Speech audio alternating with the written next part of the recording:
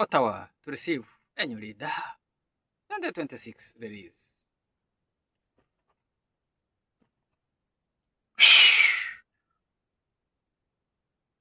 I pray for the Benin.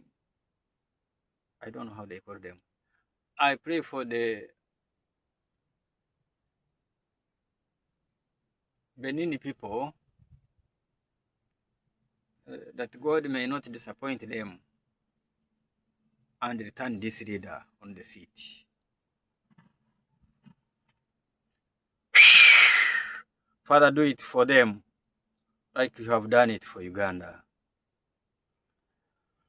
Meaning save him not to die, whether by wind or by boxing. Leaders don't fight with blows, they fight with guns. But save them this wind that you had prepared to face them if this leader is not changed. But I pray for his life, his family, not scatter in other nations, that you may put a heart, breathe upon the heart of the coming leader to accommodate them in his name. Benin's Finance Minister, Romuald Wadagni, has won the presidency with an overwhelming majority of the vote. According to the Election Commission, he secured more than 94% of the vote based on 90% of ballots counted, sufficient for an irreversible outcome. 49-year-old Wadagni, this guy, was the favorite to win after the main opposition party, the Democrats, failed to get its own candidate on the ballot paper. He replaces Talon. Here's a report.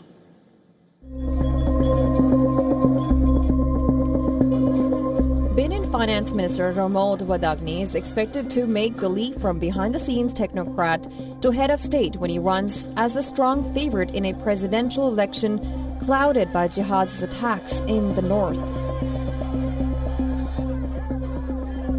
The 49-year-old former Deloitte executive has spent the past decade implementing the economic agenda of outgoing President Patrice Talon, who is barred by constitutional term limits from running again. His campaign points to achievements like tripling the national budget and posting cotton exporting Benin's highest GDP growth rates in more than 2 decades.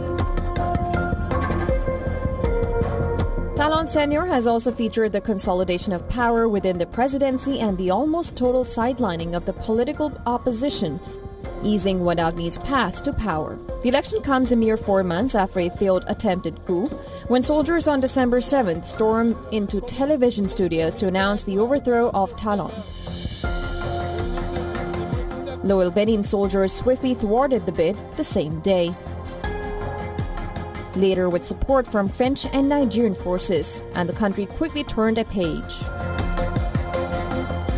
Since his selection as ruling party candidate last September, Wadagni has played down the idea of any major break from the man with whom he shares an almost father and son-like relationship.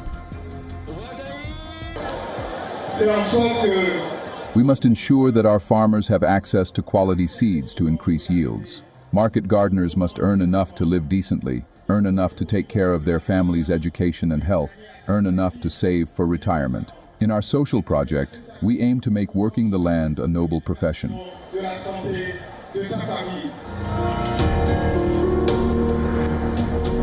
Paul Huntpe of the Kauri Forces for an Emerging Benin party is the sole challenger to the ruling coalition in Benin's presidential election.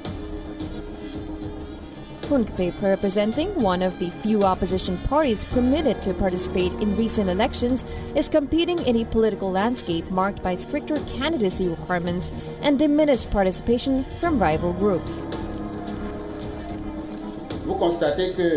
You can see that during these 10 years, there have been many problems. We are divided, which is why we believe we need national reconciliation. We must allow ourselves to sit down and discuss our country's problems. Choose together the political directions we need. Well, from the 12th of April, you will begin to hear a different message. Wadagni was born on June 20th, 1976 in Lokossa in southern Benin and studied management, financing and auditing at Grenoble School of Management in France before joining Deloitte, where he became a partner. He has also attended courses at Harvard in the U.S. Under Talon, the political opposition has been steadily weakened, making Wadagni's victory all but guaranteed. Africa Bureau, we on Word is One.